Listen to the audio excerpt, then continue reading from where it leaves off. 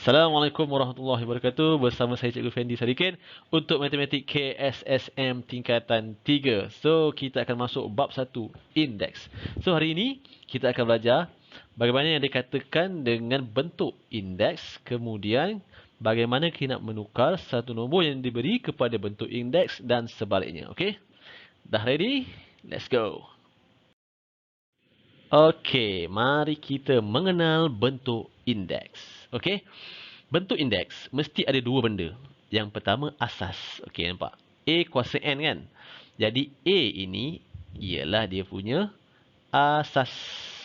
Dan N ini pula dia punya indeks. Okey? Bentuk indeks mesti ada dua benda ni. Asas dan juga indeks. Contoh. 3 kuasa 4. Jadi asas dia apa? Asas dia 3. Indeks dia 4. So 3 ni ialah asas. Okey. 4 ni dia punya indeks. Dan kesemua ini kita panggil sebagai bentuk indeks. Contoh lain. Katalah Y kuasa 2. Jadi asas dia apa? Asas dia ialah Y. Indeks dia ialah 2. Ni dia punya indeks. Ni dia punya asas. SAS. Asas. Okey. Dan keseluruhan ini kita panggil sebagai bentuk indeks. Okey. Dan bentuk indeks ni kita boleh tulis dalam bentuk pendarapan berulang. Contohnya 5 kuasa 3. Okey. Okey. 5 kuasa 3. Jadi asas dia apa? Asas dia 5, indeks dia 3. Ini ialah bentuk indeks dan kita boleh tulis bentuk indeks ini dalam bentuk pendarapan berulang, iaitu asasnya 5 didarabkan sebanyak 3 kali. Sebab apa? Indeks dia 3, asas dia 5. So 5 darab 3 kali. 5 kali 5 kali 5. Dan ini dipanggil bentuk pendarapan berulang. Manakala yang ini kita panggil sebagai bentuk indeks. Okey, contoh lain. Contoh lain Y kuasa 4. Kuasa 4. Jadi, indeks dia apa? Indeks dia apa? Indeks dia apa? 4 kan? 4. Asas dia Y. Jadi, ini adalah bentuk indeks. Kita boleh tulis bentuk indeks ini dalam bentuk pendarapan berulang, iaitu Y didarabkan sebanyak 4 kali Y kali Y kali Y darab Y 4 kali. Okey? Jadi, yang ini kita sebut sebagai bentuk indeks. Yang ini bentuk pendarapan berulang. Okey, nampak beza kat situ bentuk indeks dan bentuk pendarapan berulang? Bentuk indeks mesti ada asas dan indeks. Okey. Kemudian kita boleh tulis dia dalam bentuk pendarapan berulang begini. Okey, jelas Alright. Okey, seterusnya, bagaimana nak menukar suatu nombor yang diberi kepada bentuk indeks? Kita tengok soalan tu. Tuliskan 81 dalam bentuk indeks. So, dia bagi nombor 81. Kemudian, dalam bentuk indeks, dia bagi asas 3. Macam mana kita nak tukar nombor tu dalam bentuk indeks asas 3? Senang je Alright. Nombornya 81. Okey, 81. Kita gunakan teknik pembahagian berulang. So, kita bahagikan 81 dengan asas dia ni, 3. So, bagi dengan 3. 81 bagi 3 berapa? 27. 81 bagi 3 dapat 27. Bahagi lagi dengan 3. 27 bagi 3, 9. Bahagi lagi dengan 3. Sampai bila nak bahagi ni? Tak apa. Bagi lagi. 9 bagi 3 akan dapat 3. Bahagi lagi dengan 3. 3 bagi 3 akan dapat 1. Okey. Bahagi sampai kita dapat 1. Okey. Teruskan bagi dengan asas ni. Asas 3 kan? Bagi sampai dapat 1. Bila dapat 1, stop. Maka asas dia 3. So, indeks dia berapa? Kita tengok kat sini. Ada berapa bilangan 3 ni? 1, 2, 3, 4. Maka asas dia 4. Ini ialah bentuk indeks. 81 kita boleh tulis dalam bentuk indeks, iaitu 3 kuasa 4. So, ini jawapannya. Kalau dia nak asas 3. Tetapi sebaliknya, sekiranya dia nak asas 9, apa boleh kita buat?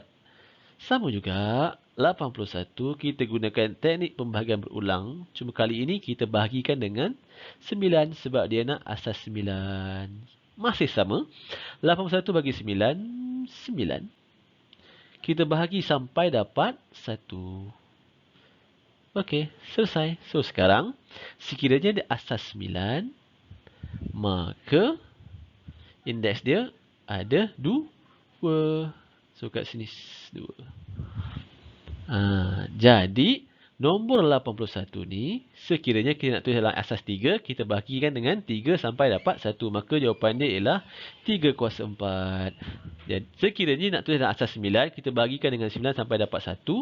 Maka jawapan dia ialah 9 kuasa 2. Okey. Jelas Senang je guys. Alright. Kita tengok contoh berikutnya. Okey, kita tengok contoh seterusnya.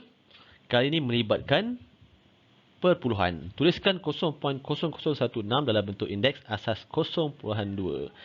Okey, jangan takut dengan perpuluhan. Caranya sama. Ikut saja step yang ada. Ini ialah nombor yang diberi. So, 0.0016. Kita masih gunakan teknik pembahagian berulang. So, kita bahagikan dengan asasnya iaitu 0.2. Kita bahagikan dengan 0.2 sehingga dapat 1. So, 0.0016 bagi 0.2, 0.008. Guna kalkulator je. Jangan takut. Ada kalkulator kita pakai. Bahagi lagi dengan 0.2 sampai dapat 1. 0.008 bagi 0.2 kita akan dapat 0.04. 0.04. Okey. Jangan putus asa. Teruskan bagi dengan 0.2 sampai dapat 1. 0.004 bagi dengan 0.2 kita akan dapat 0.2. Okey, seterusnya kita bagi lagi sampai dapat 1. 0.02 bagi 0.2 akhirnya dapat 1. Stop. Jadi, asas dia 0.2. Kalau ada perpuluhan, cantik kalau kita berbuah kurungan. Indeks dia berapa? Kita tengok kat sini. Ada 1, 2, 3, 4. Maka indeks dia 4. Ini adalah bentuk indeks 0.0016. Kalau kita tukar dalam bentuk indeks, akan dapat 0.2 kuasa 4. Asas dia 0.2, indeks dia 4. Okey, jelas Alright. Senang je. Follow je step tu. Senang je guys. Okey, contoh seterusnya. Tuliskan 64 per 125 dalam bentuk indeks asas 4/5. Okey, kali ini melibatkan pecahan. Bila tengok pecahannya, lemah tu Tapi jangan risau. Kita ikut saja step yang cikgu ajar ni Alright, kita tengok. Atas dia 64, bawah dia 125. Ini nombor yang diberi. Dia nak kita tulis dalam bentuk indeks. Asas dia 4/5 kan. So, kat atas dia 4/5. Kita buat satu persatu. Tengok 64 ni pasangan dia dengan yang atas 4. Jadi, kita buat satu persatu. 64 nombor diberi. Kita nak tukar dalam asas 4. So, kita bahagikan dengan 4. Okey, 64, 1, 6, 16. Bahagi lagi dengan 4 sampai dapat 1. 16 bagi 4, 4. Bahagi lagi 1. Okey, so kita akan dapat kat sini 4 kuasa 3 4 bagi asas dia. Kemudian kita tengok ni pasangan ni pula. 125 dengan 5.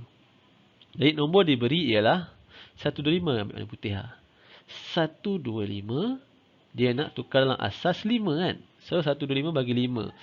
5, 10, 25, 25 So kita bagi lagi dengan 5 sampai dapat 1. 25 dapat 5. Bagi lagi dengan 5 sampai dapat 1. Akhirnya dapat juga. Alright. So asas 5 dia punya indeks 3 sebab ada 3. Sekarang 4 ni belah atas, 5 ni bawah dia numerator dan denominator. So kita tulis balik dalam bentuk asas 4/5. Okey. So kita dapat ni 4 kuasa 3, betul? 5 kuasa 3. Jadi atas dan bawah sama kan? Jadi kita boleh tulis begini. 4/5 ni kita kurung, letak dalam kurungan. Kemudian asas dia 3 kat sini. Alright. Senang je guys. Buat satu persatu.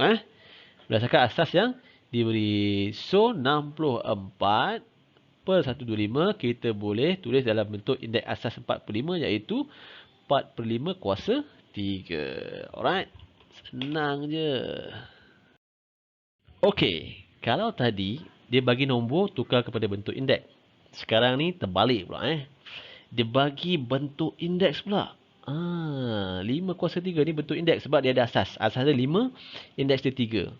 Dia suruh hitung nilai. Jadi kita kalau hitung nilai ni maksudnya nak tukar dalam bentuk nombor. So, ini ialah bentuk indeks.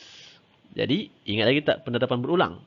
5 kuasa 3 bermaksud 5 didarabkan sebanyak 3 kali. 5 darab 5 darab 5. And then, kita kira lah. 5 darab 5, 25. 25 darab 5, 125. Okey, senang je guys. Sekarang ini dah jadi dalam bentuk apa? Bentuk nombor. Yang ini bentuk apa? Penerapan berulang. Manakala yang ini ialah bentuk indeks. Senang je kan? Okey, so hari ini kita dah belajar bentuk indeks iaitu A kuasa N di mana A ialah indeks, N tidak. A ialah asas, N ialah indeks. Okey. Dan bentuk indeks ini kita boleh tulis dalam bentuk penerapan berulang. Contohnya Y kuasa 3 bermaksud Y didarabkan sebanyak 3 kali. Ini ialah Y. Okey. Ini ialah bentuk penerapan berulang. Simple. Okey. Jadi, sekian saja untuk hari ini. Semoga bermanfaat. Okey. Sekian. Assalamualaikum warahmatullahi wabarakatuh.